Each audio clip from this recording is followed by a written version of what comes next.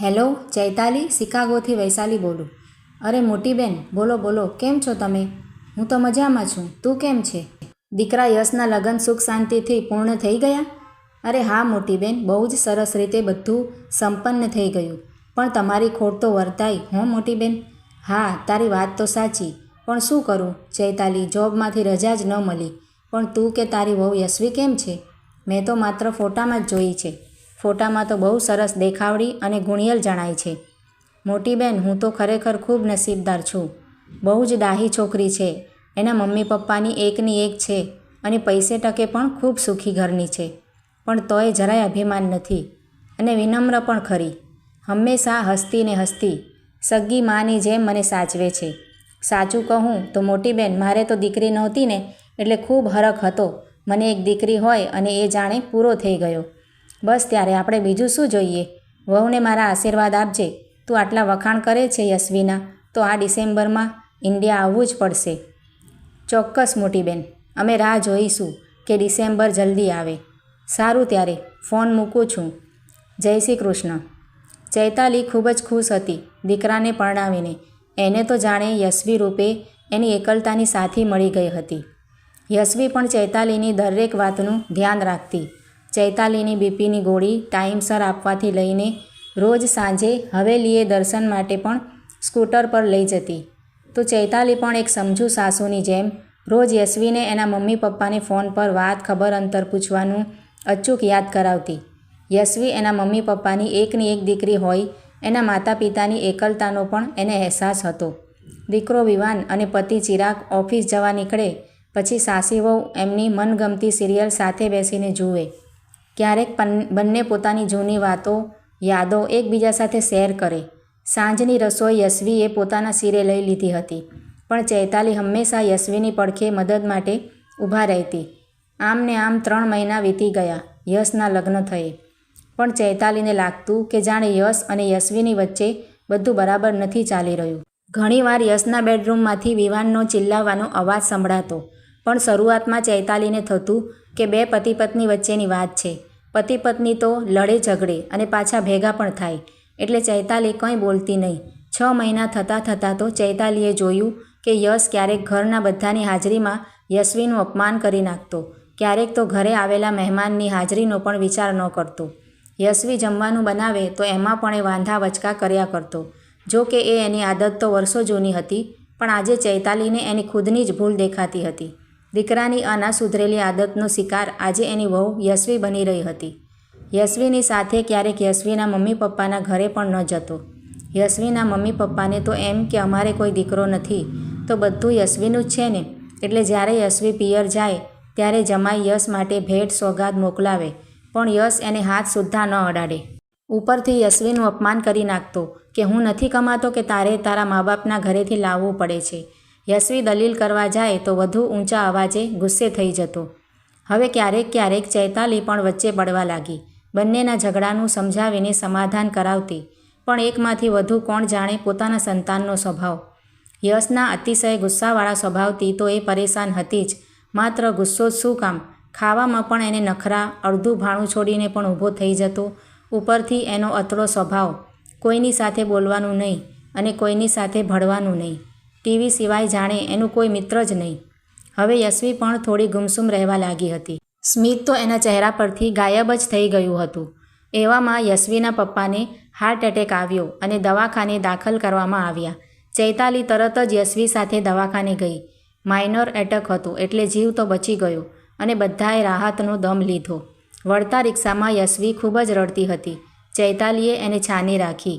બેટા, હવે તો તારા પપ્પાને સારું થઈ ગયું છે, હવે શા માટે રડે છે? તું હમણાં થોડા દિવસ તારા મમ્મી જોડે રહેજે, એમને અત્યારે તારી જરૂર છે. હું યશને કહીશ, એ તને મૂકી જશે. ના મમ્મી, હું એકલી જ જતી રહીશ. પપ્પાના સમાચાર મેં સવારે જ યશને આપી દીધા હતા, છતાંય યશ પપ્પાને જોવા પણ ના આવ્યા. ઓફિસમાં બહુ કામ છે એમ કહીને યશવી ફરી રડી પડી. ચૈતાલીને મનોમન યશ ઉપર ગુસ્સો ખૂબ આવ્યો.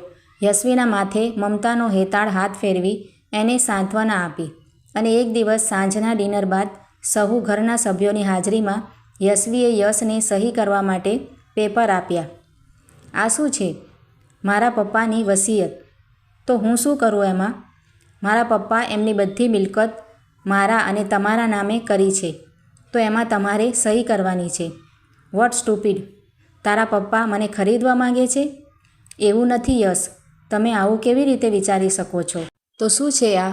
તારા પપ્પાને એમ કે હું બધી મિલકત દીકરીને અને જમાઈને આપી દઉં, એટલે જમાઈ અમારાથી દબાયેલો રહે. યશ, આજે પહેલીવાર યશવીનો અવાજ ઊંચો થઈ ગયો અને યશે સામે યશવી પર હાથ ઉગામ્યો, પણ એ હાથ ચૈતાલીએ અટકાવી દીધો. બસ, બહુ થયું યશ, તું મારો દીકરો છે એની મને આજે શરમ આવે છે. તું ઈચ્છે છે શું?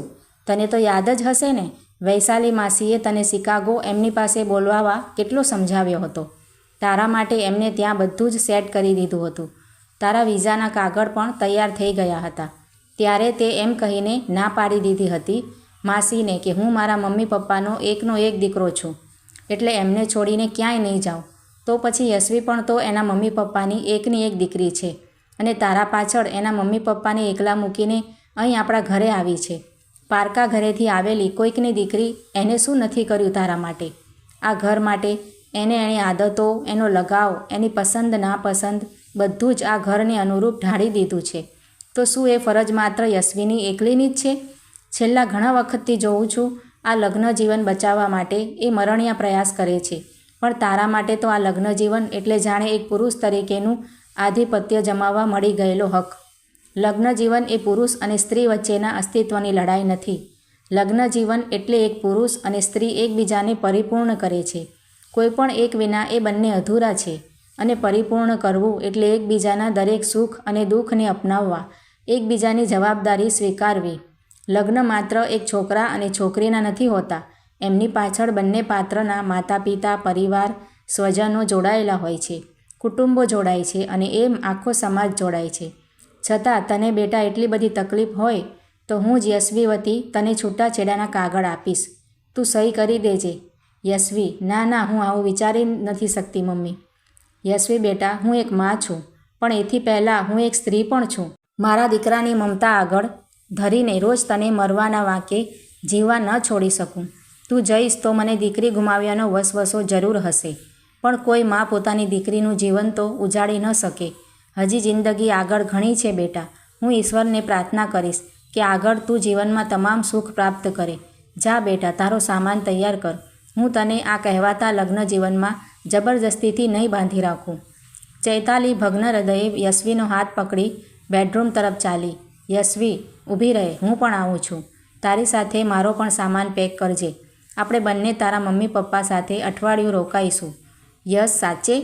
યશવીની આંખોમાં ચમક આવી ગઈ. મમ્મી પાછળથી યશે ચૈતાલીનો હાથ પકડી એને ઊભી રાખી.